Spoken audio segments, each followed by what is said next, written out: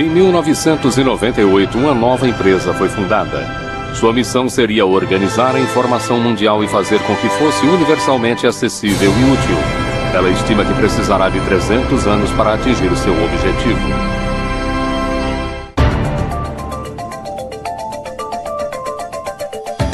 O jeito Google de trabalhar. Empresas bem-sucedidas começam com metas audaciosas e não há dúvida de que o objetivo do Google de querer organizar toda a informação mundial e fazer com que ela fosse útil era uma meta audaciosa. Começamos com a internet, mas vemos nossa missão como algo além da rede. Para nós é a forma que comunicamos aquilo que pensamos, porque há muita informação. O Google pode ter começado como um simples sistema de busca, mas hoje com aplicativos como Android, Chrome, Wave, Picasa, Google Apps, YouTube, Google Ocean e agora até seu próprio smartphone se tornou uma potência na internet. Este tsunami tecnológico ataca quase diariamente com suas equipes de desenvolvimento localizadas em todo o mundo. No processo, o Google se tornou um aspirador global de dados digitais. Lida com estimados 20 petabytes de dados todos os dias, ou o equivalente a 130 bilhões de fotografias, ou 5 bilhões de músicas em iPod. Também lida com mais de 1 bilhão de buscas por dia, e essas buscas deixam a pegada digital de cada pessoa que visita o site. Uma das coisas interessantes a respeito das buscas do Google é que é um banco de dados de intenções. É uma coletânea incrível do que se está pensando num determinado momento, com base no que se está procurando ou no que se está escrevendo em e-mails. E qualquer instituição que tenha acesso a isso pode ter poder sobre você, ou pode vir a afetá-lo de forma negativa. Sabem o que é isto? Alguém sabe o que é isto aqui? Os fundadores do Google, Sergey Brin e Larry Page. São as pessoas que estão acessando o Google pelo mundo. Certo. Não percebi o que era quando vi pela primeira vez. Mas foi isso que me ajudou a ter noção. Isto é o que processamos no escritório, que fica ligado em tempo real. E cada um destes pontos elevados representa cerca de 20 a 30 buscas. Obrigado, Sergey. O objetivo? Que o Google se transforme numa entidade que tudo sabe. Esta palestra deve ser sobre o futuro. Por isso pensei em tocar um pouco nesse assunto. E para fazer uma busca perfeita é necessário ser esperto. Na verdade, o sistema de busca perfeito seria a inteligência artificial. E estamos trabalhando nisso. É um tanto irônico que eles usem uma imagem de Hall, o computador do mal do filme 2001, Uma Odisseia no Espaço, ao promoverem uma mensagem tão benevolente. Em parte, queremos fazer do mundo um lugar melhor. If I ruled the world, every day would be the first day of spring. Em pouco mais de 10 anos, o Google se tornou um dos maiores participantes e dos mais incomuns do Vale do Silício. Nesse período, a empresa cultivou a imagem de uma presença ampla e benigna, mas essa percepção pública está mudando. Quando o Google começou a digitalizar milhões de livros, autores e editoras não responderam com vivas, mas com processos alegando violação de direito autoral. Logo depois do lançamento do Google News, a empresa passou a ser demonizada pela mídia impressa, que a acusou de destruir seu negócio publicitário e ser responsável pela queda das receitas advindas de circulação. O site do YouTube do Google, para os segmentos de música e televisão, é visto como um concorrente ameaçador atacando seus métodos tradicionais de gerar receita. E quando o Google começou a fotografar as ruas, escandalizou os protetores da privacidade. Independente do segmento para o qual o Google resolva se expandir, parece estar sempre acompanhado por confusão e revolta. E sempre há controvérsia. O Google volta ao lema corporativo que nasceu da aversão de um de seus primeiros funcionários à postura corporativa. Tendo vindo da Intel, lá no fundo eu tinha aquela ideia de não quero trabalhar em uma grande empresa. Eu estava interessado em algo que pudesse ser um pouco mais provocante, um pouco mais interessante e que talvez deixasse as pessoas um pouco desconfortáveis. Então, só de estar ali na reunião, eu estava tentando pensar em algo interessante. E aí apareceu na minha cabeça, não faça o mal.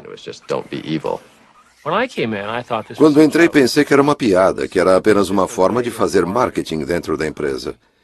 E um dia eu estava sentado na sala, nunca vou esquecer, Estávamos conversando sobre publicidade e um dos engenheiros, chamado Ron, bateu na mesa e disse: "Isso é fazer o mal."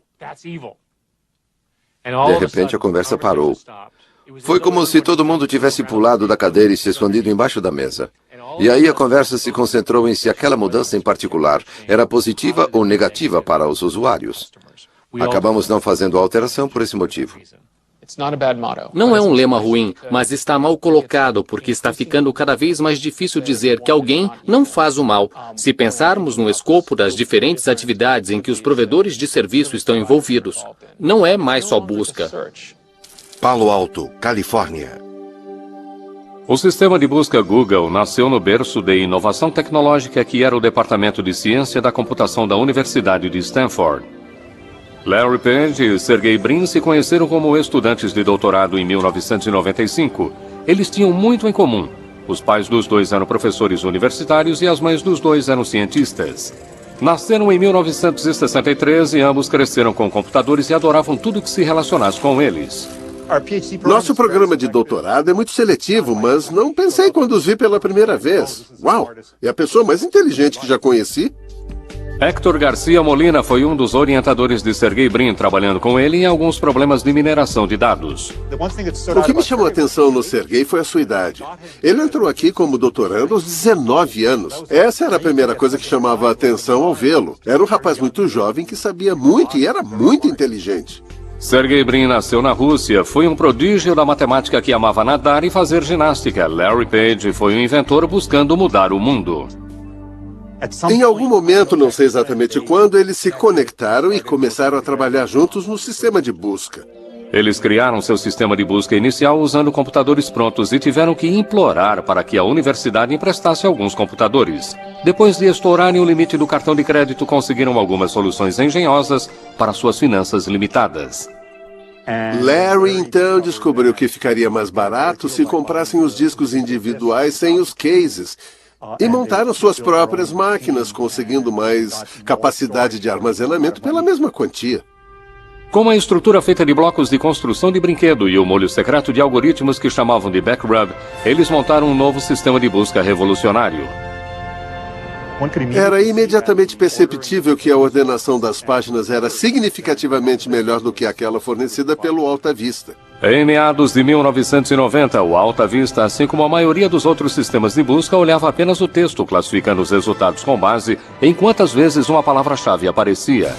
O sistema de busca de Larry e Sergey era muito mais sofisticado, com um algoritmo matemático que olhava o número de links de e para os sites da internet. Quanto mais links, maior é a classificação. A primeira busca que digitei no Google foi a taxa de câmbio canadense. E ele me deu exatamente a informação correta que eu poderia querer sobre aquela taxa de câmbio. E eu fiquei... Odeio usar o termo maravilhado, mas fiquei maravilhado por ter conseguido encontrar exatamente o que eu queria com tanta rapidez.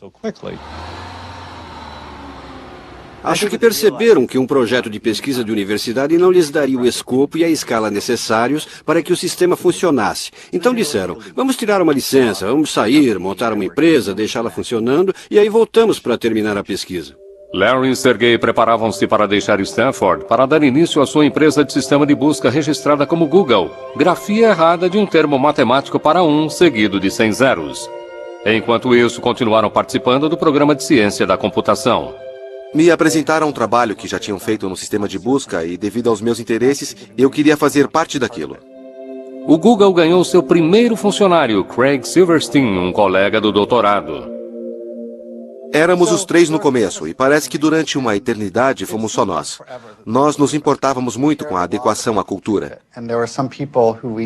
E recusamos a contratação de algumas pessoas que, embora fossem tecnicamente muito qualificadas, não tinham a personalidade certa para trabalhar conosco. Os três doutorandos de Stanford abriram a sede da empresa naquele clichê do Vale do Silício, numa garagem. A empresa começou a se expandir. Entrei em janeiro de 1999, alguns meses depois de terem começado. Havia na época mais 4 pessoas na empresa, incluindo Larry e Sergey. E eles alugavam metade de uma casa de alguém que ainda morava lá, e que hoje é um dos vice-presidentes do Google. E todos os computadores estavam trabalhando em escritórios ou quartos. A garagem estava incluída, acredito que tínhamos uma impressora lá, e tínhamos uma mesa de ping-pong, mas a empresa não era toda na garagem. Trabalhamos na garagem, eu fazia questão disso. Talvez fosse um dia por mês ou um dia a cada 2 meses, mas eu fazia questão de que de vez em quando nós entrássemos naquela garagem e trabalhássemos um pouco ali. E eu queria poder dizer aos outros num momento como este que começamos numa garagem, para fins de registro. Começamos numa garagem, só que foi numa garagem que tinha aposentos e uma casa. Quando o Google ficou grande demais, mudou sua sede corporativa para um escritório normal no centro de Palo Alto. Estávamos em Palo Alto naquela época, que era a cidade dos restaurantes, e minha meta era irmos a um restaurante diferente todas as noites. Jantávamos e almoçávamos fora o tempo todo. A empresa estava se expandindo rapidamente e logo eles se mudaram de novo, mas com menos restaurantes perto do novo endereço, Larry e Sergey decidiram que seria mais eficiente e barato se tivessem uma cozinha própria e com seu próprio chefe. O escolhido tinha no currículo um período cozinhando para a banda Grateful Dead. Eles me ofereceram ações no começo e relutei bastante. Conversei com meu pai perguntando: pai, esses caras querem que eu dê dinheiro a eles por essas ações, numa empresa que ainda não é pública. E ele respondeu: é um golpe, não acredite neles, não entregue nem um centavo. Ao contrário de outros sistemas de busca, a página inicial do Google era limpa e eficiente, sem aqueles banners e pop-ups irritantes. Larry Page e Sergey Brin viram seu sistema de busca Google ficar cada vez mais popular, mas o sistema ainda não estava se traduzindo em dinheiro de verdade, e eles não tinham plano de negócios para fazer a empresa dar lucro.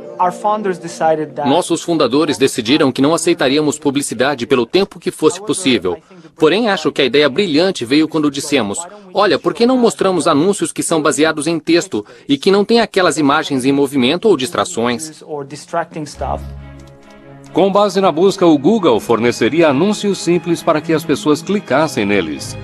Então, em outubro de 2000, o Google embarcou em um novo negócio: publicidade online.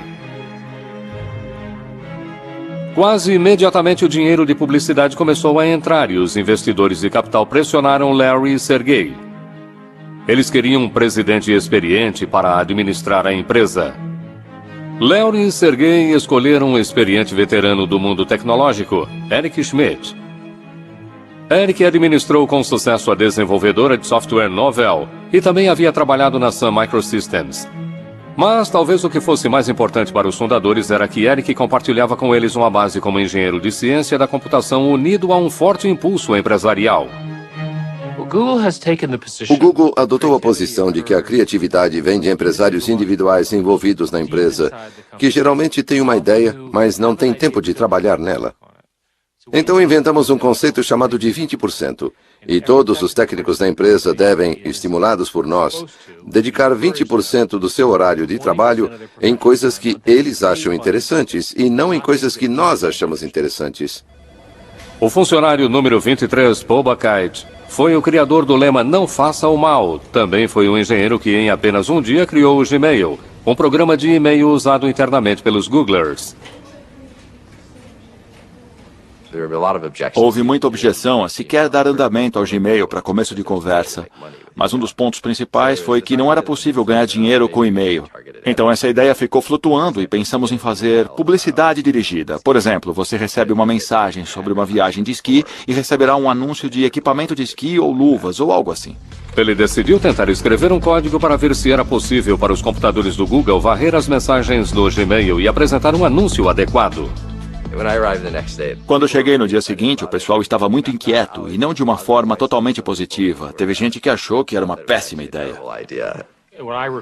Pelo que me lembro das reuniões que ocorreram durante um ano, foi um debate constante sobre quais os tipos de recursos, se a publicidade funcionaria e assim por diante. E acabamos decidindo tentar. De fato, lançamos o Gmail em 1º de abril e ele foi visto em grande parte como uma piada. A inclusão de anúncios direcionados no Gmail em 2004 provou não ser piada ao aumentar os crescentes resultados do Google. Ele havia se transformado numa máquina de ganhar dinheiro com publicidade. E por falar em publicidade, a oferta inicial das ações do Google recebeu mais publicidade do que qualquer outra oferta na história. Quando o Google estava se preparando para abrir o capital, precisou revelar um segredo muito bem guardado: suas receitas e lucros incrivelmente altos. Isso pegou os observadores de investimentos de surpresa, fazendo com que a ação do Google se tornasse muito atraente. E então, em 19 de agosto de 2004, o primeiro dia de negociação das ações do Google, nasceram centenas de milionários. Aqueles investidores iniciais e os primeiros funcionários do Google tiraram a sorte grande. Pessoas que entram em uma empresa, a abertura de capital é um ótimo negócio. Qualquer estratégia de saída, suas ações são compradas por outra pessoa. E se o capital for aberto, é um ótimo negócio. Faz com que repense sua vida. Estou bem, estou confortável. A maioria me considera rico. Eu me considero rico. Larry e Sergey agora estavam mais do que ricos. Precisaram de apenas 6 anos para virarem bilionários. Sua empresa Google virou um dos principais sistemas de busca do mundo. Até entrou em dicionários como verbo. O Google, como ferramenta tecnológica, se tornou parte da cultura pop. E a percepção que os jovens têm do Google é um cruzamento entre um dormitório de faculdade e o paraíso dos geeks. Ou seja, o Google recebe mais de 1 milhão de currículos por ano. Cheguei ao Google e pela primeira vez eu realmente sinto que todo mundo sabe o que está fazendo. E que sabem mais do que eu. O que é preciso então para ser um dos poucos escolhidos para ser um Googler?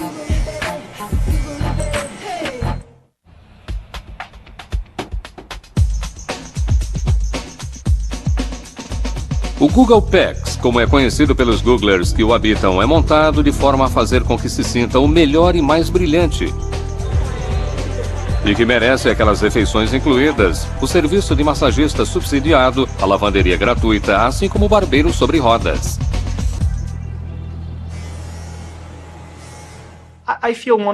Acho que uma das melhores coisas a respeito do Larry e do Sergey é que eles foram muito espertos e foram brilhantes. Mas acho que uma das melhores coisas que fizeram foi terem se cercado das melhores pessoas, as mais brilhantes que puderam achar. O Google recebe mais de 1 milhão de currículos por ano, mas para entrar para a turma dos 20 mil Googlers no mundo todo é necessário passar por uma série terrível de testes e entrevistas. Rajan Seth, outro graduado em ciência da computação em Stanford, trabalhou em outras empresas de alta tecnologia antes de se aproximar do Google. Acho que passei por algo entre 10 a 15 entrevistas na época. E finalmente minha última entrevista foi com Larry. Literalmente cheguei um dia e me sentei no escritório do Larry Page e fui entrevistado por ele. E foram muitas perguntas difíceis. Eu não sabia direito como tinha me saído, mas parece que ele gostou bastante de mim, a ponto de decidirem me fazer uma oferta. Entre os funcionários mais queridos no Google, logo depois dos engenheiros de ciência da computação, estão os novos contratados, chamados de APMs, ou gerentes de produto associados. Uma grande parte do motivo pelo qual o Google contratou associados, como no meu caso, gerentes de produtos associados recém-saídos da escola naquele momento, foi para poder educar esses futuros gerentes de produtos como eu, da forma que o Google queria que eles fossem.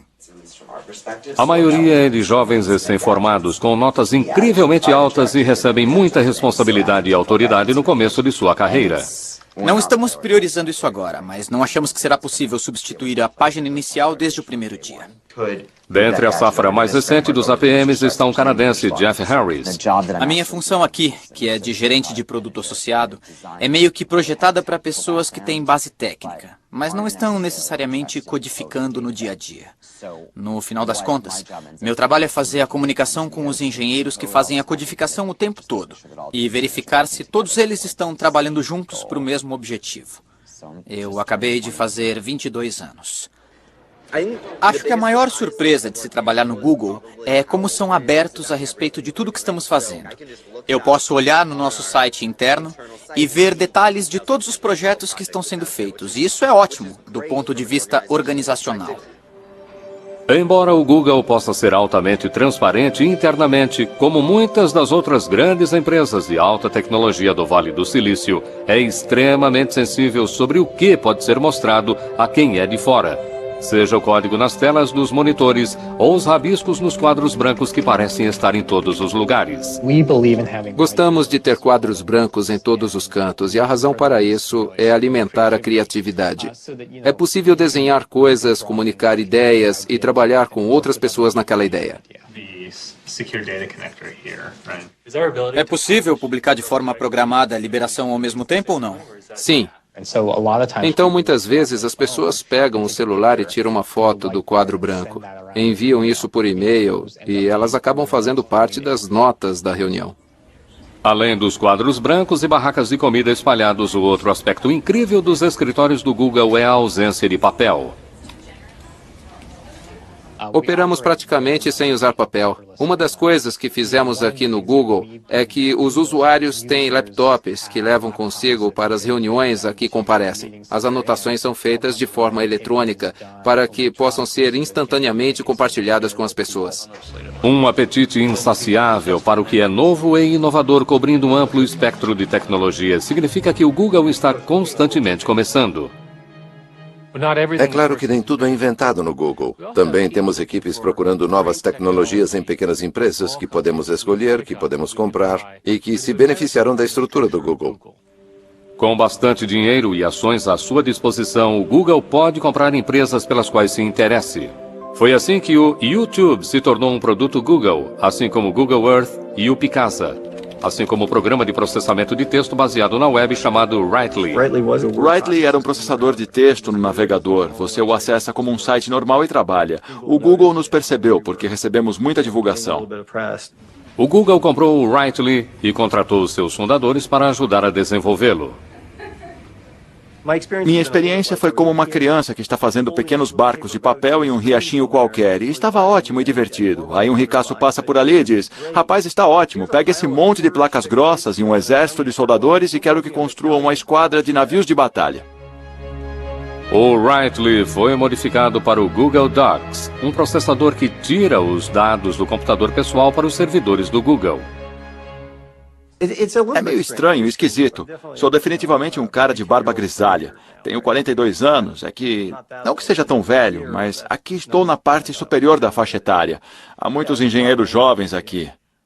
Não me incomoda. Acho que é interessante. Acho que todo mundo chega a este ponto na carreira em que as coisas começam a parecer óbvias. Não me incomodo com a cultura técnica aqui. Isso não me intimida. Sou um codificador muito produtivo, feroz, bem dedicado, mesmo quando escrevo códigos, e eles morrem de medo de mim, então eles não me incomodam. Eu não estava aqui quando fundaram tudo, mas entendo que a concepção básica da cultura é que queriam fazer e enxergar tudo do ponto de vista de um engenheiro. Desse ponto de vista, a eficiência pode muito bem ser o objetivo principal do engenheiro. Precisamos de mais triagem. Você abre um documento de texto no Gmail e dá erro. A maioria das equipes faz isso toda manhã. Tem uma reunião em pé, é muito curta, dura uns 10 minutos. Cada um fala no máximo 1 minuto.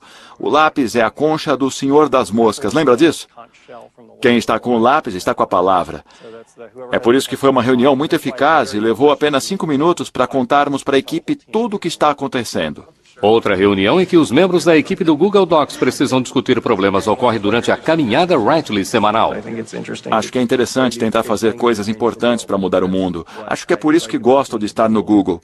Queremos mudar o mundo, queremos fazer coisas grandiosas. Qual o problema com o algoritmo que temos? O cara ficou editando por 8 horas. O Certo. começo e o final foram cortados. Não, tudo bem.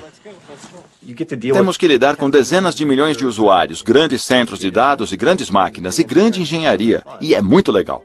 Para Dicks de computador, a diversão começou mesmo em 1976, em uma garagem do Vale do Silício, quando 2 desistentes da faculdade começaram uma empresa chamada Apple e lançaram uma revolução, a revolução dos computadores pessoais.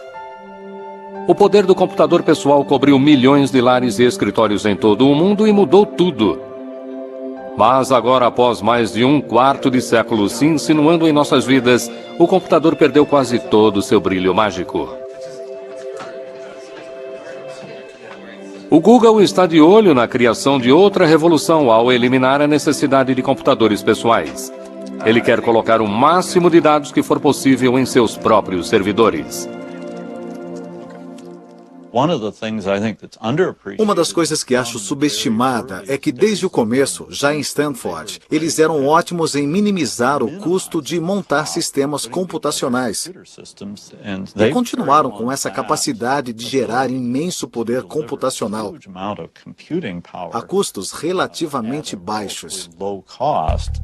Desde seu começo, o Google definiu como prioridade produzir o mais barato possível todos os seus servidores em instalações de armazenamento para lidar com sua vasta busca e registro da internet. E conforme a internet cresceu, o mesmo ocorreu com a necessidade de capacidade computacional. O Google constrói grandes centros de dados. Usamos componentes de computadores pessoais e construímos muitos sistemas especializados agora para lidar com o tipo de escala que é necessária.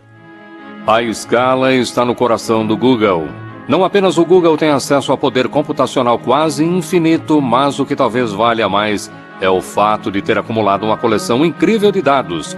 Dados que podem ser usados para teste numa escala nunca antes vista pela maioria dos novos engenheiros computacionais. Meu colega e eu estávamos jogando algumas ideias e falávamos de algo que depois acabou sendo algo próximo ao Google, bookmarks. E fizemos alguns cálculos e falamos que seria, 4 petabytes de dados. Não é tanto assim. E aquela sentença, 4 petabytes de dados, não é tanto assim. É algo que, antes de eu ter ido para o Google, teria sido um choque ouvir essas palavras saindo da minha boca. Aqueles chocantes 4 petabytes são equivalentes a 4 milhões de gigabytes, números tão gigantes que é quase impossível para a compreensão de simples mortais. Conforme a memória aumenta de capacidade e reduz no preço, o Google está passando para algo chamado de computação em nuvem. A ideia toda por trás da computação em nuvem é ir adiante e colocar tudo em um servidor administrado por profissionais. O problema hoje é que todas as suas coisas estão em seu computador. Se ele cair, quebrar, se apagar, é um desastre. Por que não colocar então tudo que é importante em outro lugar, manter em segurança, sob seu controle, que esteja disponível sempre que precisar em todos os dispositivos e onde quer que você esteja? A mudança para a nuvem está fazendo uma revolução na forma como nos comunicamos, como trabalhamos, como nos divertimos, na verdade, como vivemos.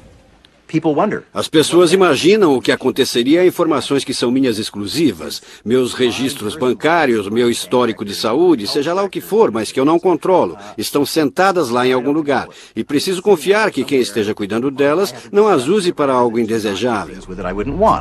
Será que a mudança para a nuvem abrirá a porta para que os governos e as empresas acessem secretamente dados a nosso respeito?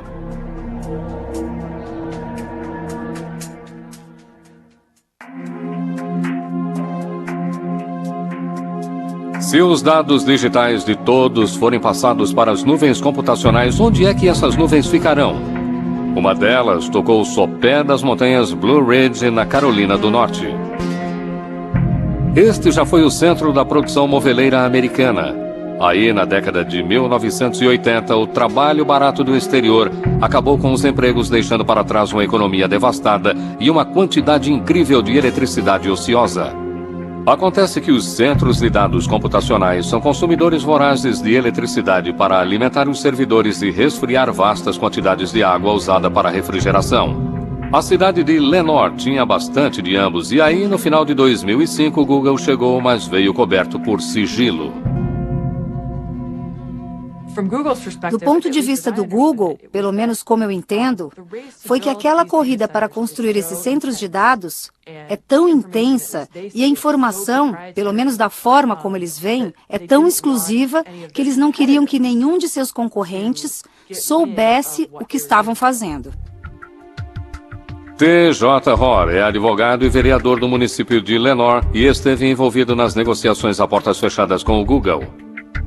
Eles nos deram informações que não podíamos revelar para mais ninguém. O Google definitivamente tinha uma atitude do tipo, olha, ou é do nosso jeito ou tchau. O que oferecemos é isso aqui, é pegar ou largar. O governo local e estadual, desesperados, estavam mais do que prontos para chegar a um acordo que trouxesse o Google para esta área devastada. Ofereceram a ele um benefício fiscal de 30 anos sobre propriedade e equipamentos. Estima-se o benefício em $160 milhões por um período de 30 anos.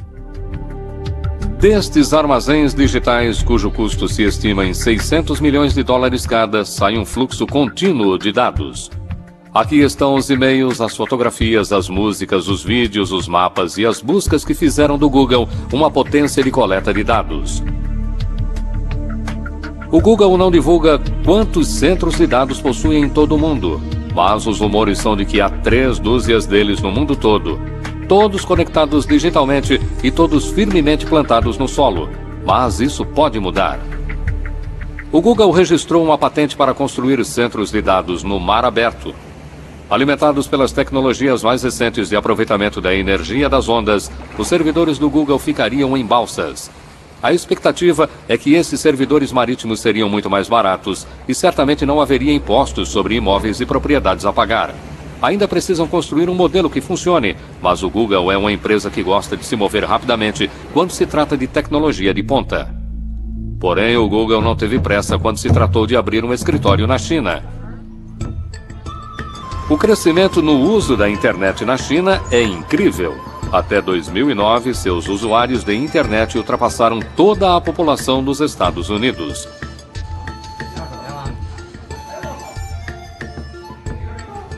É um mercado em explosão, mas é complexo devido à censura governamental.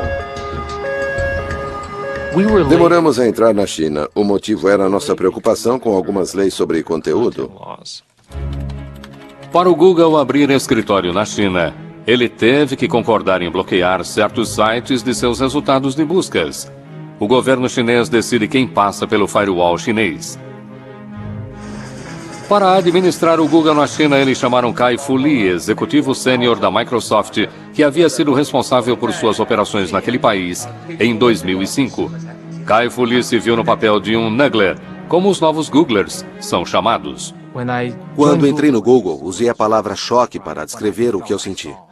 Acho que foi uma combinação de coisas, uma combinação dos valores.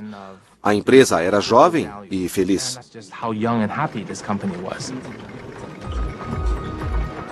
Meu objetivo era fazer a cultura do escritório do Google China o mais próximo possível do escritório do Google em Mountain View. Mas é impossível fazer exatamente igual, porque a cultura chinesa e a cultura americana são diferentes. Nada separa essas duas culturas mais do que quem está realmente usando a internet. O usuário médio da internet tem 25 anos na China, contra cerca de 42 anos nos Estados Unidos. Então a diferença é significativa, e os padrões de uso também são bem diferentes. Os usuários chineses, por serem mais jovens, tendem a gostar de entretenimento, jogos, música, vídeo. Tendem a usar menos a busca e comércio virtual. Da mesma forma, quando usam a rede, eles tendem a querer algo que seja muito agitado e estimulante. Ao contrário das interfaces simples de usuário. Os internet cafés são cheios de jovens e muitos estão aqui porque em casa eles seriam proibidos de jogar esses jogos e filmes. O que parece que não é proibido nem aqui nem em casa é baixar música pirateada.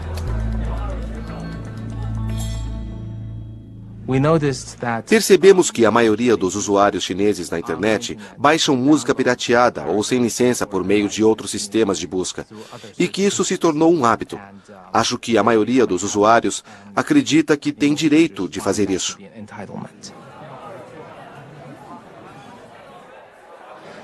Nossos esforços, então, para tentar implementar talvez um serviço pago, ou pago por download, ou até mesmo um serviço de assinatura, acabaram com uma conclusão muito clara.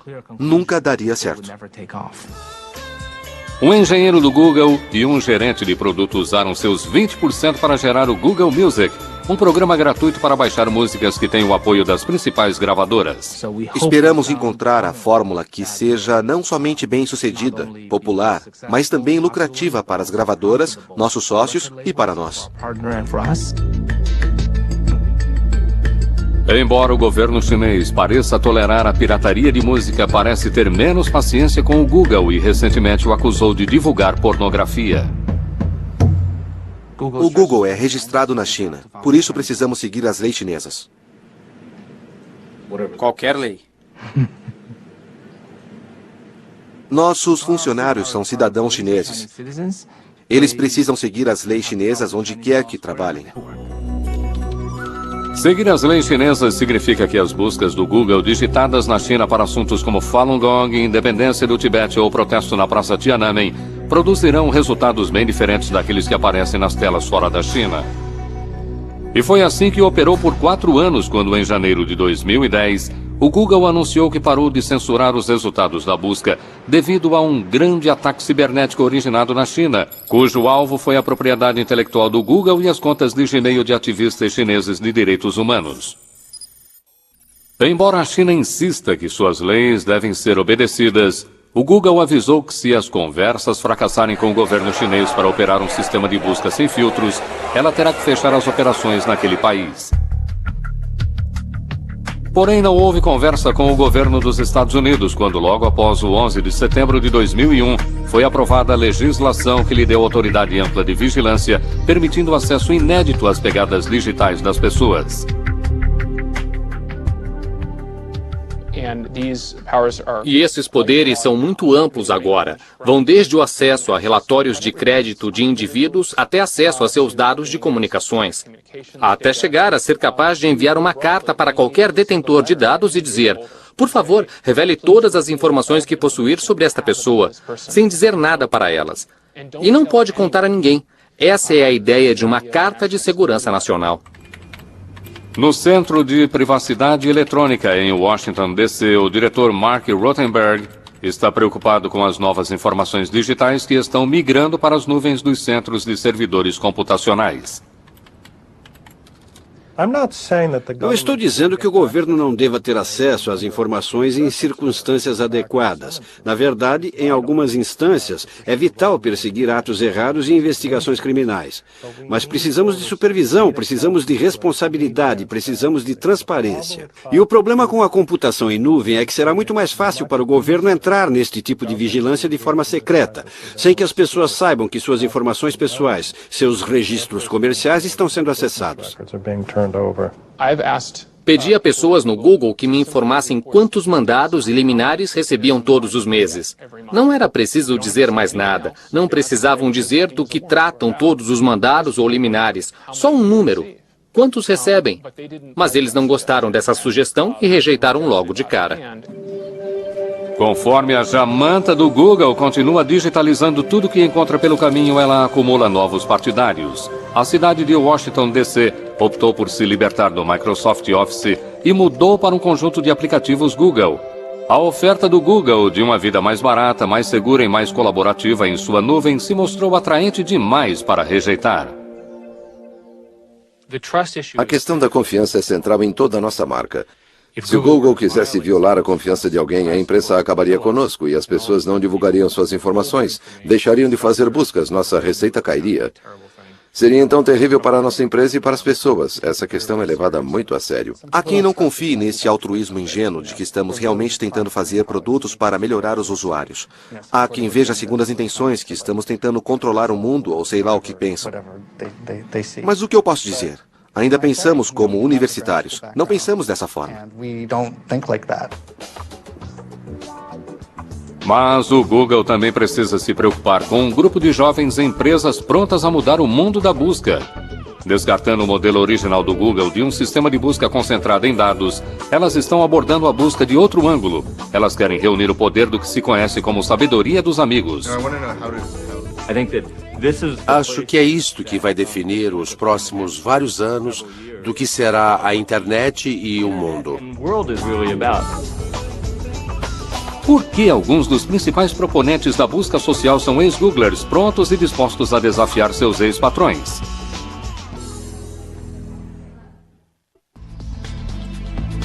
Com quase 20 mil funcionários em todo o mundo, o Google está começando a ver alguns de seus primeiros funcionários saindo para dar o que pensam ser o próximo grande passo.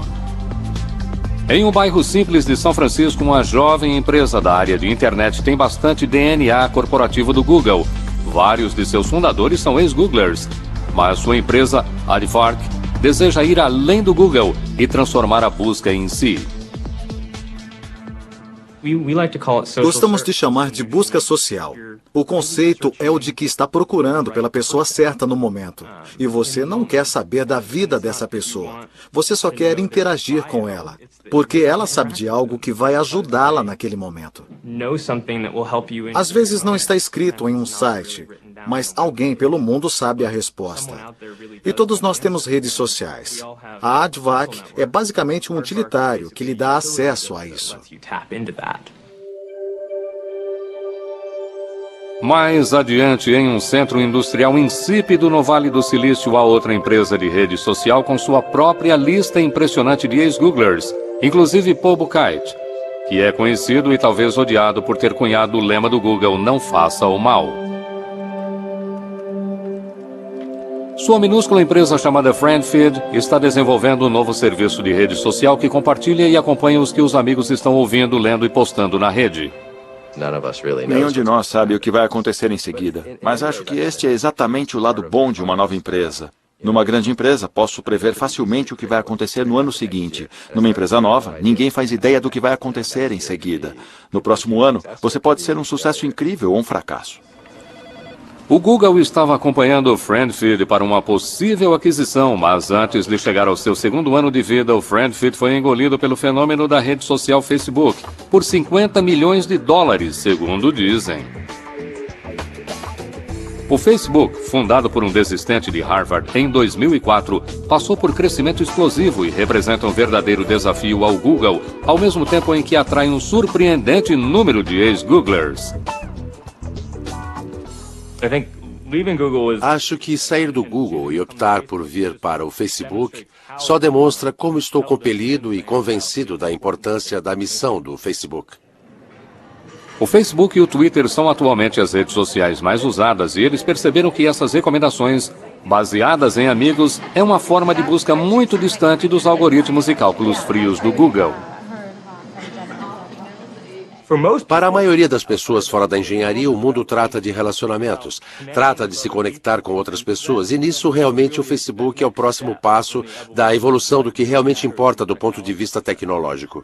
O Google, na verdade, entrou no mercado de rede social com algo chamado Orkut. Embora seja muito popular na Índia e na América do Sul, não conseguiu atrair números expressivos de seguidores entre os europeus e os norte-americanos. O Google realmente não entrou nos negócios de rede social e acho que isso se deve em parte à personalidade dos fundadores. Como eles são engenheiros, acho que papo furado com os amigos não é a prioridade. A prioridade é reunir informação do mundo científico. Acho que pensaram que aquilo não era interessante, importante, porque alguém perderia tempo com aquilo. Ficou claro quando o mundo mudou para o Facebook e Twitter. Eles disseram, também podemos fazer isso tecnicamente? Claro, podemos colocar coisas do Twitter no Gmail, coisas do Facebook no que temos, e temos o Orkut. Mas acho que o coração da empresa não está ali. A empresa não trata disso, trata de informação, toda a informação do mundo. O Google realmente acredita que os dados criarão um incrível benefício para a sociedade. A empresa acredita firmemente que vai encontrar formas de usar dados para melhorar a nossa vida, facilitar a nossa vida, para que nossas decisões fiquem mais eficientes. Eles acreditam piamente nisso. Por exemplo, com as tendências de gripe, acreditam que monitorar as buscas individuais ao procurarem por coisas como tosse ou outros problemas médicos vão detectar a gripe e serão capazes de intervir de forma mais eficiente e menos pessoas morrerão. Quando o Google fez sua oferta inicial de ações, Larry e Sergey escreveram uma carta pessoal explicando que aspiravam para o futuro da empresa. O Google não é uma empresa convencional, escreveram, e nem pretendemos ser. A missão do Google de coletar toda a informação mundial e deixá-la acessível e útil, e fazer isso dentro de 300 anos, já fez com que a empresa fosse muito além das buscas em sites da internet. Seja fotografando as ruas ou digitalizando os livros do mundo, ou transformando nossos dispositivos móveis em portais da internet, ou criando o maior repositório de vídeo do mundo em sua própria nuvem, o Google continua sendo um fenômeno tecnológico. Mas seu futuro depende de algo um tanto não científico. Confiança. A confiança de que está mantendo nossos dados a salvo de hackers e governos curiosos. A confiança de que a empresa não está fazendo uso inadequado de nossas informações. E, por fim, a confiança de que o Google está se mantendo fiel ao seu lema, não faça o mal. Em fevereiro de 2010, a empresa de busca social Aardvark foi comprada pelo Google por 50 milhões de dólares. If I ruled the world, there'd be happiness that no man could end.